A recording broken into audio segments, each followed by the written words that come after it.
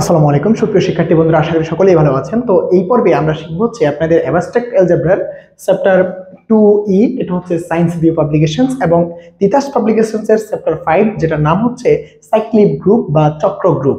তো সাইক্লিক বা চক্র গ্রুপ কি জিনিস, আপনারা ইতিপূর্বে গ্রুপ কি জিনিস এবং আমরা বই গ্রুপ, আমরা আরো বেশ রকমের গ্রুপ অলরেডি শিখছি।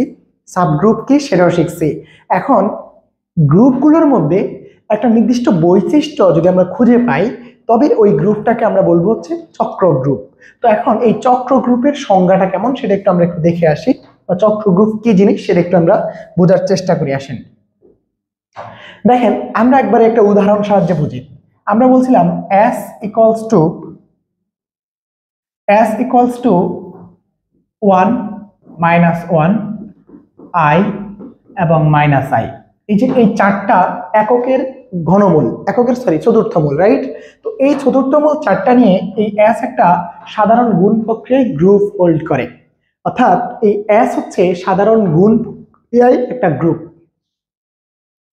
s যেহেতু সাধারণ গুণ প্রক্রিয়ায় গ্রুপ, তাহলে এই s গ্রুপ হওয়ার যে চারটা বিধি, সবগুলো বিধি সে নিশ্চয় মানে। এখন আমরা এই s কে চক্র গ্রুপ বলতে পারবো কিনা, বা কি বৈশিষ্ট্যের কারণে তাকে আমরা চক্র গ্রুপ বলতে পারি। এই s এর যতগুলো এলিমেন্ট আছে, s এর মধ্যে যতগুলো এলিমেন্ট আছে, এই সবগুলো এলিমেন্ট যদি s এর মধ্যে কোনো এলিমেন্টের পাওয়ার আকারে পাওয়া যায়, কি বলছি, এই s এর সবগুলো এলিমেন্টকে যদি এই s এর মধ্যে কোনো এলিমেন্টের পাওয়ার আকারে দেওয়ার পরে পেতে পারি, তবে আমরা বলবো এই s হচ্ছে চক্র গ্রুপ। অর্থাৎ কোনো গ্রুপের যে কোনো একটা উপাদানের মাধ্যমে, যদি গ্রুপটাকে সৃজিত করা যায়, অর্থাৎ গ্রুপটাকে সৃষ্টি করা যায়, অথবা গ্রুপটাকে জন্ম দেওয়া যায়, তাহলে এই গ্রুপের কোনো একটা এলিমেন্ট দ্বারা যদি গ্রুপের সবগুলো উপাদানকে জন্ম দেওয়া যায়, তাহলে আমরা বলবো ওই উপাদানটাকে গ্রুপের সৃজক, তথা আমরা বলি এটাকে হচ্ছে কি জেনারেটর। তাহলে এখন দেখো, এখানে আমরা দেখি এই গ্রুপটার ভিতরের কোনো উপাদানের মাধ্যমে এখানে সবগুলো উপাদান পাওয়া যায় কিনা। দেখেন, আমরা যদি i এর ঘাত 1 দিই, তাহলে আমরা পাচ্ছি i এর ঘাত যদি আমি 2 দেই, তাহলে পাই হচ্ছে -1। i এর ঘাত যদি 3 দেই, তাহলে আমরা পাই হচ্ছে -i। i এর ঘাত যদি আমি 4 দেই, তাহলে পাই হচ্ছে 1। তাহলে এখন দেখেন, আমি এই যে i -1 -i এবং 1, তার মানে এই গ্রুপের চারটা উপাদানকেই i এর ঘাত আকারে পাওয়া গেছে। তার মানে এই গ্রুপের সকল উপাদান এই i এর ঘাত আকারে আমরা পেতে পারি। সো আমরা বলতে পারি যে এই গ্রুপের একটা উপাদানের ঘাত আকারে এই গ্রুপের সকল উপাদানকে প্রকাশ করা গেছে।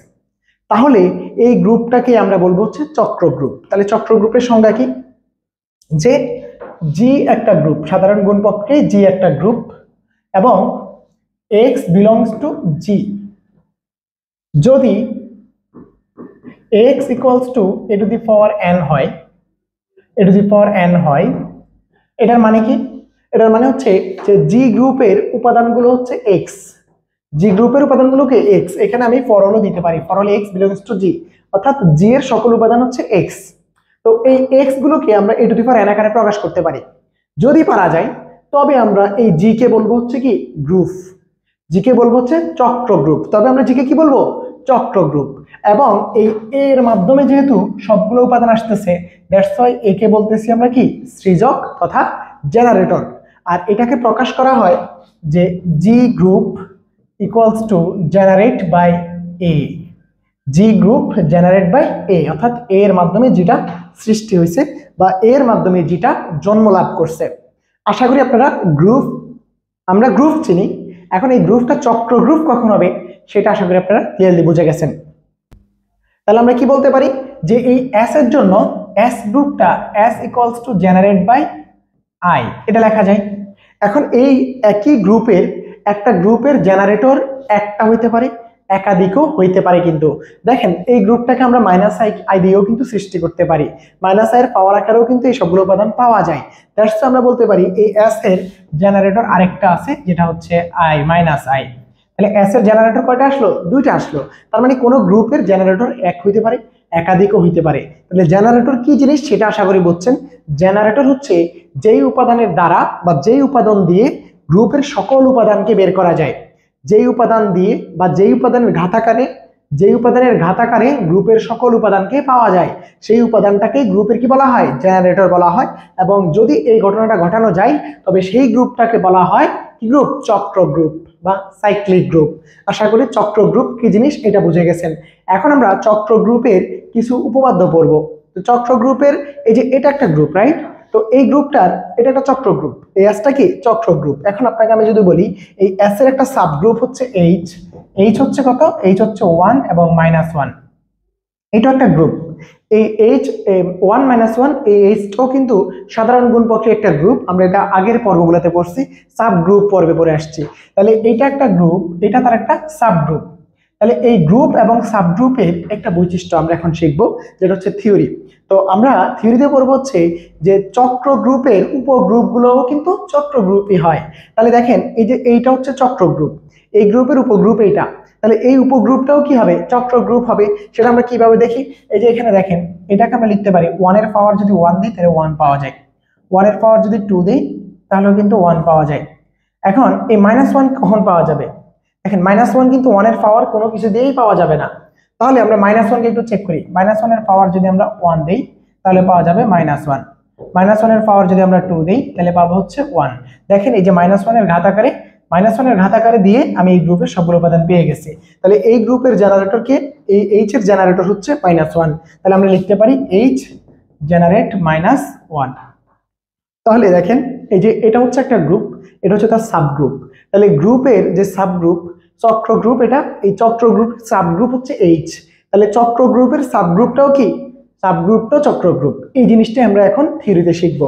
সো পরে থিওরিটা আছে কি, দেখেন থিওরিটা বলছে কি যে চক্র গ্রুপের প্রত্যেক উপগ্রুপ ও চক্রক্রমিক, মানে চক্র গ্রুপ। ঠিক আছে, তাহলে এখন আমরা এটার জন্য প্রথমে যে বাংলা লেখাগুলো আশা করি আপনারা এটা পড়লেই বুঝবেন। যে মনে করি সাধারণ গুণ প্রক্রিয়ায় জি একটি গ্রুপ, তারপরে জি একটি চক্র গ্রুপ, ওই যে একটু আগে যে এস ছিল সেই এসটাকে আপনি জি বিবেচনা করতে পারেন। আমি এখানে বোঝার স্বার্থে এই জায়গা দিয়ে এটাকে আবার একটু লিখলাম যে এস ছিল কি, আমার এস ছিল 1 -1 আই এবং -i, তাহলে এ হচ্ছে এস আর এইচ হচ্ছে কি তার একটা উপগ্রুপ, যেটাকে আমরা বললাম কত 1 এবং -1। এখন এই এস না বলে এবার আপনি এটাকে জি বলেন, এই এস এর পরিবর্তে এটাকে জি বলেন, তাহলে আপনি এটা মিলাইতে পারবেন, এটা মিলাইতে পারবেন। দেখেন যে সাধারণ গুণ প্রক্রিয়ায় জি একটি চক্র গ্রুপ, তাহলে এই যে জিটা একটা চক্র গ্রুপ এবং জি জেনারেট বাই এ, তাহলে এই জিটা জেনারেট বাই কত ছিল, এই জিটা জেনারেট বাই ছিল হচ্ছে আই অথবা -i, g generate by i অথবা -i, তাহলে এই এর পরিবর্তে আপনি আই কে বিবেচনা করেন।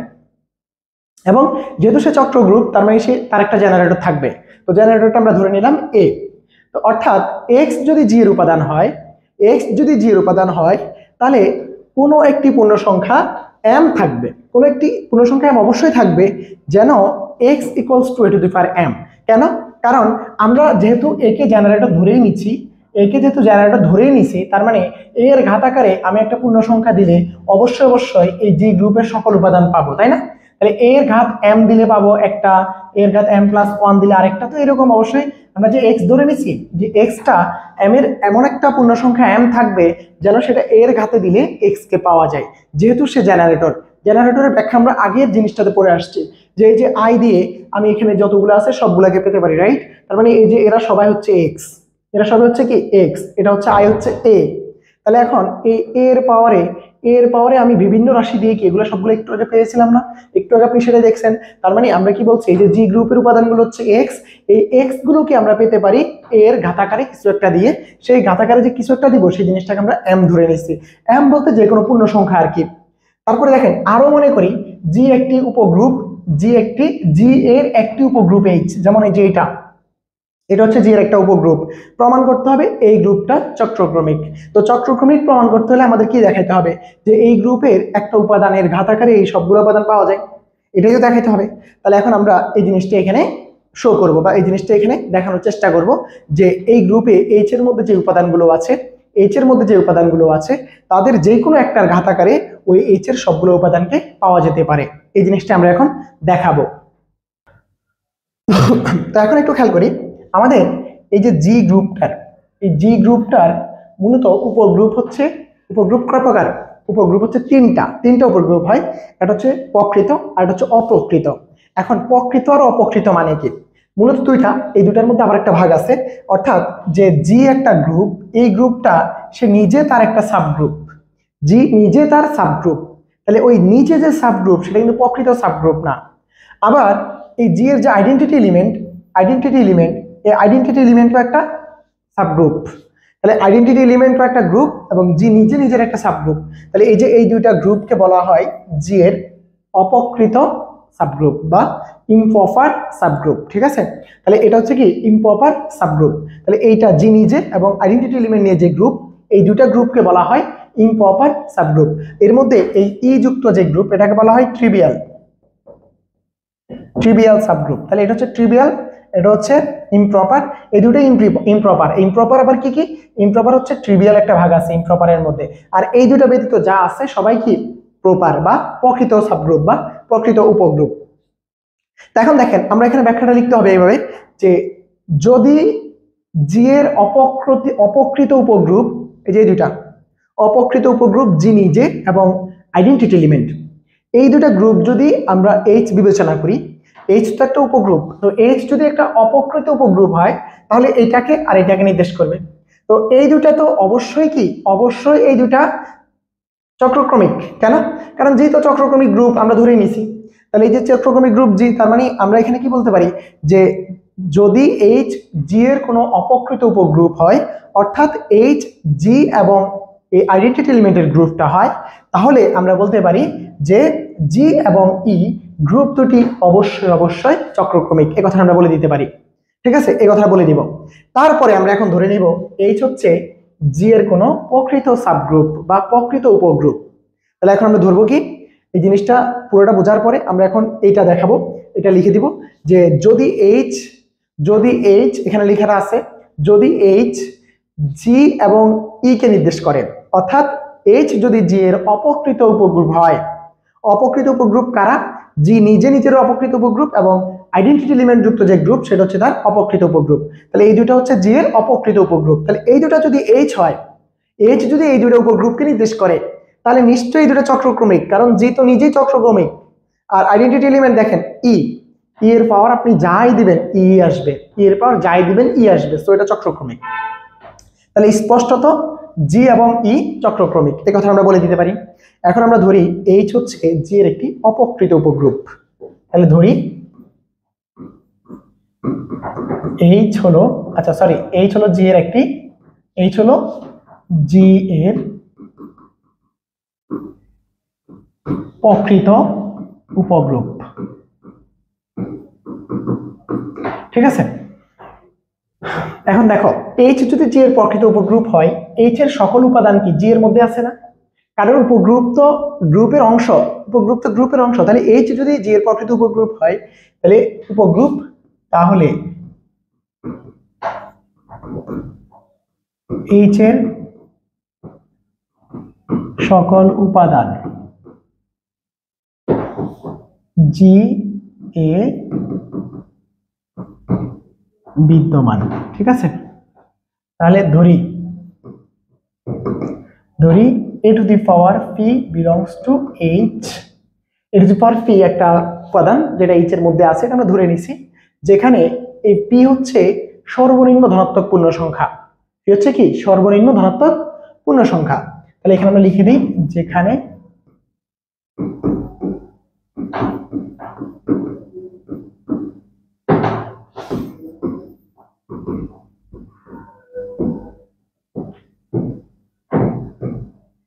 ধনাত্মক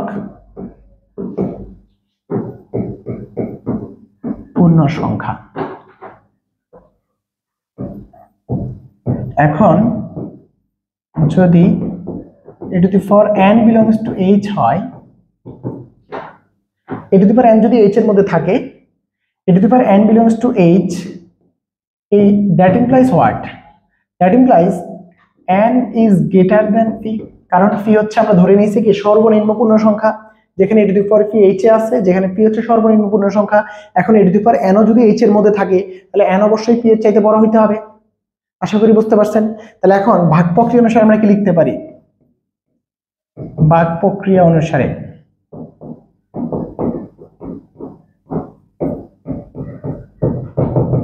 ভাগ প্রক্রিয়া অনুসারে দেখেন কোনো একটা সংখ্যা অন্য একটা সংখ্যা থেকে যদি বড় হয় তাহলে সেই সংখ্যাটা এই যে এই সংখ্যাটা ফি এর চাইতে বড়, তাহলে এই সংখ্যাটা ফি দ্বারা ভাগ যাবে এবং ভাগশেষে কিছু থাকতে পারে।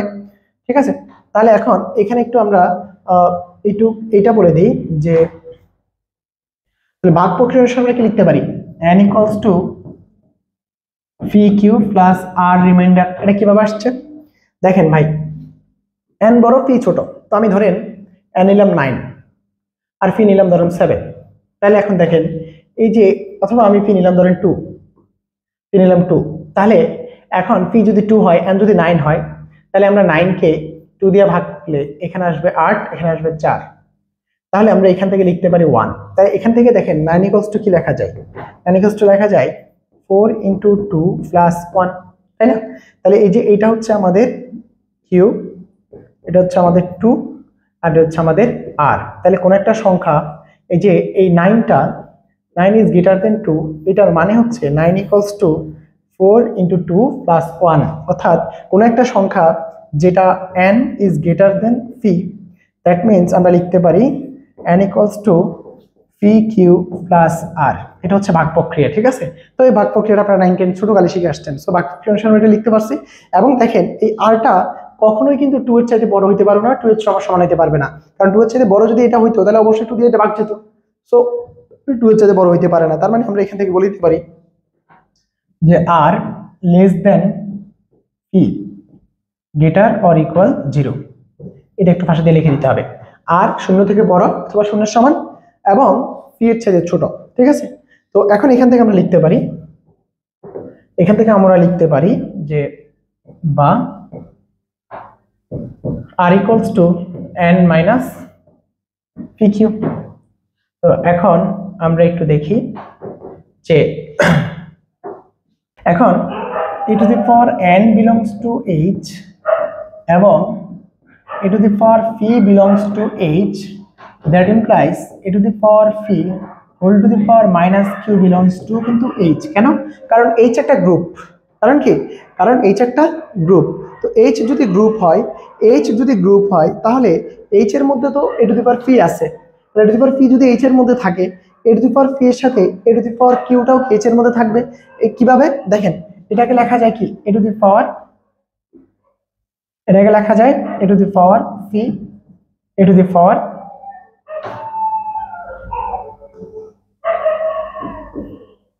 power phi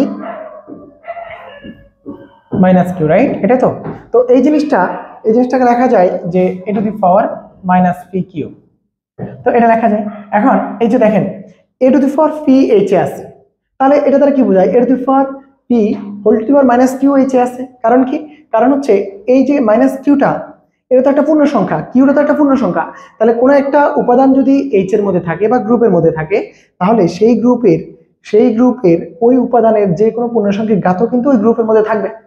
সো আমরা এখান থেকে লিখতে পারলাম কি, এটা থাকলে যে এই যে e to the power n আছে h এর মধ্যে, e to the power phi আছে h এর মধ্যে, that implies e to the power phi whole to the power minus q h এর মধ্যে আছে। তো এখন এখান থেকে আমরা লিখতে পারি কি, এখান থেকে আমরা লিখতে পারি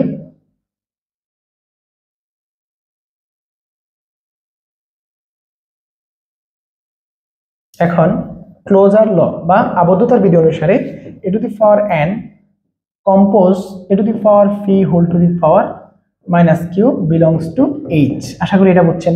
যেমন e to the power n h এ আছে, e to the power phi h এ আছে, e to the power phi whole to the power minus q h এ আছে।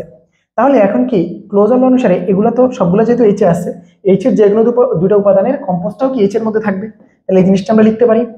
এখন এখান থেকে আমরা কি লিখবো, এখান থেকে আমরা লিখবো বাহ e to the power n e to the power minus phi q belongs to h।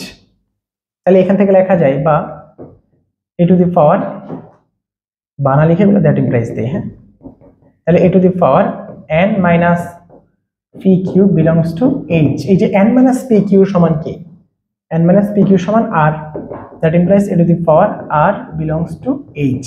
এখন দেখো এখানে বলতেছে e to the power r টা h এর মধ্যে আছে, e to the power r টা কিসের মধ্যে আছে, h এর মধ্যে আছে, কিন্তু আমরা বলছি r এর মানটা হচ্ছে p অপেক্ষা ছোট এবং 0 অপেক্ষা বড় বা 0 এর সমান।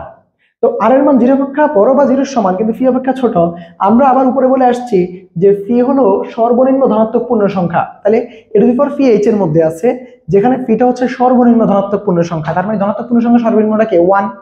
এখন এর নিচে যেটা আছে সেটা হচ্ছে কি নিশ্চয়ই 0, তার মানে আমাদের এই যে এখানে বলছে এ to the power R H এর মধ্যে আছে, এবং এই আরটা হচ্ছে, এই আরটা কি, আরটা হচ্ছে পি থেকে ছোট, তো পি থেকে ছোট ফি হচ্ছে সর্বনিম্ন ধনাত্মক পূর্ণ সংখ্যা, এবং আর এর মান হইতে পারবে কত, পি থেকে ছোট এবং শূন্য অপেক্ষা বড় বা শূন্যের সমান। তাহলে এখন এখানে অপশনটা কি বাকি রইল, যে ধনাত্মক পূর্ণ সংখ্যা সর্বনিম্ন যেটা সেটাই পি, তার চাইতে ছোট হচ্ছে আর, তাহলে নিশ্চয় কি, এবং দেখো আমাদের সর্বনিম্ন ধনাত্মক পূর্ণ সংখ্যা থেকে ছোট, ধনাত্মক পূর্ণ সংখ্যা হচ্ছে সর্বনিম্ন ধনাত্মক পূর্ণ সংখ্যা হচ্ছে পি, তার থেকে ছোট হচ্ছে আর, এবং সেটা 0 থেকে বড় বা 0 সমান। তাহলে আর 0 থেকে বড় বা 0 সমান, এবং সে ঋণাত্মক না, তার মানে সে আবার 0 অপেক্ষা বড় হইতে পারবে না, কারণ 0 অপেক্ষা বড় হইলে তো সে পি কে নির্দেশ করবে, কারণ পি হচ্ছে সর্বনিম্ন ধনাত্মক পূর্ণ সংখ্যা। সো এখানে আর হচ্ছে তাহলে কি নিশ্চয় 0, তাহলে দ্যাট ইমপ্লাইজ আমরা কি বলতে পারি যে R equals to 0। R equals to 0 যদি হয় তাহলে এখান থেকে আমরা লিখতে পারি কি, এখান থেকে আমরা লিখতে পারি হচ্ছে n minus p q equals to 0। তাহলে আমরা এখান থেকে লিখতে পারি, এটাকে একটু নাম্বারিং করি, যে এটাকে 1 নং দেই, হ্যাঁ এটাকে 1 নং দেই, তাহলে 1 নং অনুসারে আমরা কি লিখতে পারি, 1 থেকে পাই যে n minus p q equals to 0 বা n equals to p q. তাহলে এখন a to the power n equals to a to the power p q, that implies আমরা এখান থেকে লিখতে পারি a to the power n equals to a to the power p whole to the power q। তাহলে এখন দেখেন এই যে a to the power n তো h এর মধ্যে ছিল, এবং এই a to the power n যে h এর মধ্যে ছিল সেটাকে আমরা কি লিখতে পারি, a to the power p যেই নাম্বারটা বা a to the power p যেই উপাদানটা সেটার একটা পূর্ণসংখ্যিক ঘাত আকারে লেখা গেল। তাহলে আমরা কি লিখতে পারি, a to the power n যেহেতু h এর মধ্যে আছে, তার মানে h এর সকল উপাদানকে, h এর সকল উপাদান a to the power n, এই যে a to the power n h এর সকল উপাদান a to the power n নির্দেশ করে। তো এই যে h এর সকল উপাদান a to the power n সেটাকে আমরা a to the power p এর ঘাত আকারে, পূর্ণসংখ্যিক ঘাত আকারে প্রকাশ করতে পারি। এটার মানে কি, এটার মানে হচ্ছে দ্যাট ইমপ্লাইজ যে সৃজক যে h, sorry that implies h equals to হচ্ছে a to the power p। আশা করি এটা বুঝতে পারছেন। অর্থাৎ আমরা কি বলতে পারি যে h যেহেতু এটা দ্বারা সৃজিত, সুতরাং h হচ্ছে কি চক্রক্রমিক, অর্থাৎ h একটি চক্রক্রমিক উপগ্রুপ। আশা করি বুঝতে পারছেন। সো যেহেতু h a to the power p দ্বারা সৃজিত, হয়েছে a to the power n হচ্ছে h এর এলিমেন্টগুলো, তো h এর এলিমেন্টগুলোকে আমরা a to the power p এর পূর্ণসংখ্যিক ঘাত আকারে প্রকাশ করতে পারছি। তো a to the power p এর পূর্ণসংখ্যিক ঘাত আকারে যেহেতু প্রকাশ করতে পারছি, তার মানে a to the power p টা হচ্ছে h এর কি সৃজক। তাহলে h ইকুয়ালস টু কি লেখা যায়, h generated by a to the power p, that's why h একটি চক্রক্রমিক গ্রুপ। আশা করি এই ব্যাপারটা ক্লিয়ারলি বুঝছেন। তো আমরা পরের থিওরামে চলে যাই। পরের থিওরামটা হচ্ছে আপনাকে বলছে যদি কোনো গ্রুপের, কোনো চক্র গ্রুপের জি এর সৃজক এ হয়, তবে এ ইনভার্সটাও তার সৃজক হবে। যেমন আমরা একটু আগের ওই উপাদান ওইটা নিয়ে একটু কথা বলি, যে s ইকুয়ালস টু কি ছিল 1 মাইনাস 1 i এবং মাইনাস i। দেখেন এই s ইকুয়ালস টু আমরা লিখছিলাম i, এবং একইভাবে s equals two minus i ও লেখা যায়। কেন? কারণ হচ্ছে এই যে মাইনাস i এর ঘাত আকারে দিয়েও কিন্তু আমি সবগুলো উপাদান পেতে পারি, এবং i এর ঘাত আকারে দিয়েও কিন্তু আমি সবগুলো উপাদান পেতে পারি। আমরা এটা অলরেডি পূর্বে দেখে আসছি। সো এই যে এবার আমরা একটু দেখি, তাহলে এটা যদি a হয়, এটা নিশ্চয়ই a ইনভার্স। দেখেন আমরা i এর সাথে কাকে গুণ করলে এই গ্রুপের এটা পাই, অবেদকটা পাই বলেন তো? এই গ্রুপের অবেদক হচ্ছে 1, তাহলে i এর সাথে নিশ্চয়ই মাইনাস i যদি গুণ করি তাহলে কি হয়, মাইনাস i স্কোয়ার। আর এই যে মাইনাসটা থাকলো, i স্কোয়ারের মান কি মাইনাস 1 না? তাহলে কি পাচ্ছি 1। তার মানে এই যে i এর ইনভার্স কে মাইনাস i, এর ইনভার্স মাইনাস i। এখন আমরা কি বললাম, এই যে এই গ্রুপের সৃজক হচ্ছে i, তাহলে বিপরীত ক্রমে কি, বিপরীত ক্রমে এই যে মাইনাস আইটাও কি এই গ্রুপের সৃজক হলো। এই যে মাইনাস আই এর পাওয়ার আকারে দিয়েও এদেরকে পাওয়া যায়। সো একটা গ্রুপের যে কোনো এলিমেন্ট যদি সৃজক হয় বা জেনারেটর হয়, তাহলে ওই এলিমেন্টের বিপরীত এলিমেন্টটাও কি হবে, ওই গ্রুপের জেনারেটর হবে, সেই কথাটাই এখানে আমরা বলছি। তাহলে আমরা এখানে ধরে নিছি জি সৃজিত হচ্ছে এ দ্বারা, জি জেনারেট বাই এ। ধরি এক্স বিলংস টু জি, অর্থাৎ জি এর সকল উপাদানকে আমরা এক্স বললাম। তাহলে there exist n belongs to z, একটা পূর্ণ সংখ্যা এন থাকবে, একটা পূর্ণ সংখ্যা এন থাকবে যেন x equals to a to the power N. তাহলে এই যে একটা পূর্ণ সংখ্যা এন, আমরা এই যে এই গ্রুপের সকল উপাদান এক্স কে, এই যে এক্স কে এ হচ্ছে আই, আই এর ঘাত আকারে এই সকল উপাদানকে দেখাইতে পারলাম। কারণ এখানে অনেক বাস্তব সংখ্যার মধ্যে এরকম সকল ধনাত্মক ঋণাত্মক পূর্ণ সংখ্যা আছে, জেড পূর্ণ সংখ্যা। তাহলে এই যে দেয়ার এক্সিস্ট, জেড এর মধ্যে একটা পূর্ণ সংখ্যা অবশ্যই আছে যেন এক্স কে সে এ এর ঘাত আকারে দেখাইতে পারছে। কারণ কি? কারণ এটা হচ্ছে তার জেনারেটর। তাহলে এ যেহেতু জেনারেটর, এর ঘাত আকারে দিয়ে এই জি এর সকল উপাদানকে আমরা দেখাইতে পারবো, দেখালাম। এখন বিপরীত ক্রমে দেখেন, আমরা এখন একইভাবে আমরা আবার বলতে পারি, এটা ইমপ্লাই করে যে এই যে এখানে এই এমন একটা উপাদান অবশ্যই মাইনাস এনও আছে, এমন একটা উপাদান অবশ্যই মাইনাস এনও আছে যেটা জেড এর মধ্যে, সেটা এক্স কে এভাবে ডিনোট করতে পারি। তাহলে এই যে এই মাইনাস এনটা জেড এর মধ্যে আছে, মাইনাস এন জেড এর মধ্যে আছে। এবার এক্স ইকুয়ালস টু, এই যে এটা তো যা আছে তাই, দেখেন এটা তো এই জিনিসটাকে আমরা জাস্ট একটু কি করছি, একটু আমরা এটাকে একটু এই এর ইনভার্স আকারে লিখছি, বিকজ ইনভার্স গুণ করলে কিন্তু আবার এটা টু পাওয়ার এন আসবে। তাহলে এখন এই যে এই ইনভার্সের পূর্ণসংখ্যিক ঘাত আকারে কি আমরা এটা প্রকাশ করতে পারছি এক্স কে। তাহলে আমরা এক্স কে এই ইনভার্সের পূর্ণসংখ্যিক ঘাত আকারে প্রকাশ করতে পারছি। আর আমরা জানি যে কোনো একটা গ্রুপের উপাদানগুলোকে যদি একটা উপাদানের পূর্ণসংখ্যিক ঘাত আকারে দেখানো যায়, তাহলে ওই গ্রুপটাকে আমরা বলবো হচ্ছে কি চক্রক্রমিক গ্রুপ। এবং ওই যে উপাদানের ঘাত আকারে দেখালাম, সেই উপাদানের ঘাতটাই হচ্ছে, অর্থাৎ সেই উপাদানটাই হচ্ছে আমাদের কি সৃজক বা জেনারেটর। তাহলে এখন যেহেতু আমরা এই ইনভার্সের পূর্ণসংখ্যিক ঘাত আকারে দেখাইতে পারছি এই জি এর উপাদান এক্স কে, সো আমরা বলতে পারি এই ইনভার্সটাও জি এর একটা সৃজক বা জেনারেটর। তো যে কোনো এক্স বিলংস টু জি কে এ টু দি পাওয়ার -1 এর, অর্থাৎ এই ইনভার্সের পূর্ণসংখ্যিক ঘাত হিসাবে লেখা যায়। এই যে আমরা সেটাই লিখলাম, যেহেতু লেখা যায়, that imply what, that implies G এর জেনারেটর হচ্ছে এ ইনভার্স, অর্থাৎ জিটা এ ইনভার্স দ্বারা জেনারেটেড। এই যে এখানে আমরা তাই দেখলাম যে ওয়ান আই দ্বারাও এই গ্রুপটা সৃজিত এবং মাইনাস আই দ্বারাও এই গ্রুপটা সৃজিত। আই আর মাইনাস আই এর মধ্যে সম্পর্ক কি? আই আর মাইনাস আই হচ্ছে পরস্পরের ইনভার্স। ওকে, তো এখন দেখেন, অর্থাৎ এই ইনভার্স একটি সৃজক, অর্থাৎ জি এই ইনভার্স দ্বারা সৃজিত বা জি এই ইনভার্স দ্বারাও কি হচ্ছে জন্ম নিচ্ছে। সো এটা হচ্ছে আরেকটা থিওরাম ছিল। এখন এরপরে যেটা আছে সেটা আপনারা অবশ্যই বুঝবেন এবং সেটা আপনারা পারবেন। আমরা এখন যে গ্রুপ নিয়ে কাজ করছি সেটাই তো বলছে, দেখাও যে এককের চতুর্থ মূল সমূহের সেট গুণ প্রক্রিয়ায় একটি চক্র গ্রুপ গঠন করে এবং সেটির সৃজক নির্ণয় করো। ভাই এই যে একটু আগে এই জিনিসটা কি ছিল? এই জিনিসটা ছিল এককের চতুর্থ মূল। তো এখন এটা জেনারেটর একটা আই আর একটা মাইনাস আই, এটা বের করতে পারছি না? অবশ্যই পারছে। তো এখন আপনাকে বলছে কি, আপনাকে বলছে দেখাও যে সেট একটি গুণ প্রক্রিয়ায় একটি চক্র গ্রুপ। তো চক্র গ্রুপ গঠন করে, এটা মানে কি? আপনি কি করবেন? প্রথমত সে গ্রুপ কি এটা দেখাইতে হবে। গ্রুপ হওয়ার জন্য তাকে চারটা যে নিয়ম, অর্থাৎ আবদ্ধতার বিধি, তারপর হচ্ছে সংযোজন বিধি, তারপর আপনাকে দেখাইতে হবে হচ্ছে কি আইডেন্টিটি, এবং আপনাকে দেখাইতে হবে অবেদকের অস্তিত্ব। তো আমি একবার সিম্পলি দেখাই দিই, আপনি বই থেকে এটা পড়লেই বুঝবেন। দেখেন যে জি, এই যে এককের চতুর্থ মূল মানে সেটা হচ্ছে, আমি ধরে নিলাম জি ইকুয়ালস টু 1 -1 আই এবং মাইনাস আই। তো এখন এটা যদি আপনি টেবিল অঙ্কন করেন, তাহলে নিশ্চয়ই আপনি টেবিল থেকে এটার অবদ্ধতার বিধিটা দেখাই দিতে পারবেন। তাহলে টেবিলটা এইদিকে যাবে, এইদিকে যাবে, এটা হচ্ছে গুণ প্রক্রিয়ায় গ্রুপ। তাহলে এটা হচ্ছে 1 -1 আই এবং মাইনাস আই, আর এদিকে হচ্ছে 1 -1 আই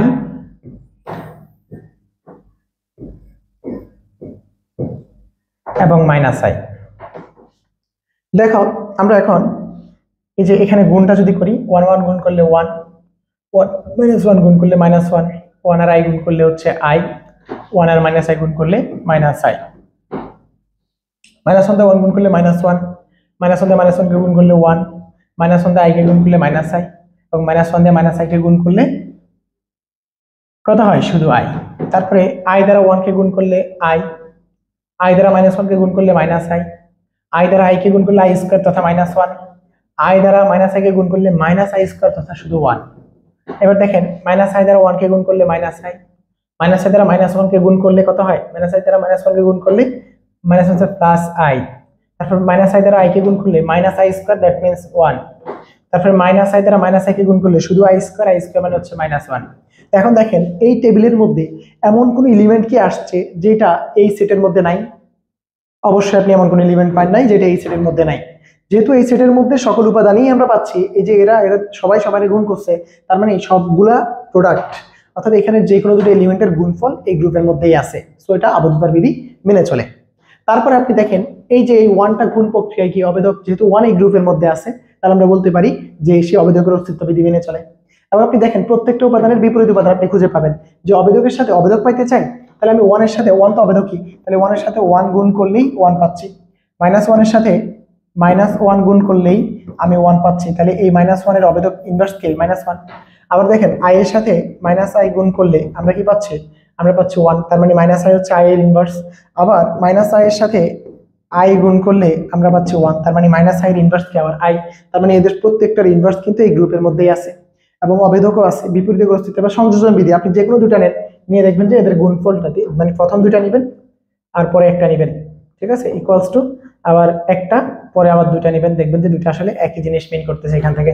সো এইটা একটা গ্রুপ হোল্ড করে, এটা আপনারা বই থেকে দেখলেই বুঝবেন। সো এটা আপনাকে আমার বোঝানোর কিছু নাই বা দেখানোর ভাবে তেমন কিছু নাই, যতটুকু দেখানোর বা যতটুকু বলার আমি বলে দিয়েছি। তো আপনারা এই চক্র গ্রুপের এই কটা জিনিস আসলে পড়ালেখা করবেন। এই চক্র গ্রুপ থেকে আর খুব বেশি পড়ার কিছু নাই, তবে চক্র গ্রুপের আর তেমন কিছু আসলে পড়ার নেই। তো চক্র গ্রুপের যে দুটা তিনটা থিওরি আমরা এখানে পড়ছি, আর এই যে একটা ম্যাথ দেখালাম, এরকম করে এককের ঘনমূল নিয়েও কথা বলতে পারে। তো এককের ঘনমূল, এককের চতুর্থ মূল, তারপর হচ্ছে আমরা চক্র গ্রুপের যে দুটো তিনটা থিওরি পড়ছি, এই জিনিসগুলোই চক্র গ্রুপ। তো চক্র গ্রুপ ওভারঅল এতটুকুর মধ্যে সীমাবদ্ধ। আপনারা চাইলে আরো ডিটেলস পড়ালেখা করার জন্য আপনাদের বই থেকে দু একটা থিওরি বই সমস্যার সমাধান দেখতে পারেন। তো সেই জায়গাটা আপনাদের একান্ত ব্যক্তিগত। তো আপনারা এতটুকু যদি পড়েন, আমি যতটুকু পড়াইলাম এতটুকু যদি পড়েন, আপনার পরীক্ষার জন্য এনাফ এন্ড এনাফ। আপনি আর গ্রুপ থিওরি বোঝার জন্য চক্র গ্রুপের যতটুকু জানা প্রয়োজন ততটুকু আমি এই ভিডিওতে দিয়ে দিয়েছি। আরো ডিটেলসের জন্য আমাদের পেইড ব্যাচে যেতে পারেন, সেখানে আমরা ওখানে সবই ব্যাখ্যা করবো। তবে অবশ্যই বছরের শুরুতে, আপনি পরীক্ষার 1 মাস আগে এসে আসলে ডিটেলস সব করতে পারেন না। তো আমি আপনাদের জন্য যে সাজেশন ক্রিয়েট করছি, ওই সাজেশন ওয়াইজ আমি আপনাদেরকে পড়াচ্ছি এবং এই সাজেশন থেকে আপনার পরীক্ষায় 100% কমন আসবে। সো আপনি কোনো রকমের চিন্তা ভাবনা না করেই আপনি এই সাজেশন ফলো করতে পারেন। ধন্যবাদ, ভালো থাকবেন। পরবর্তী ভিডিওতে আবার দেখা হবে। আসসালামু আলাইকুম।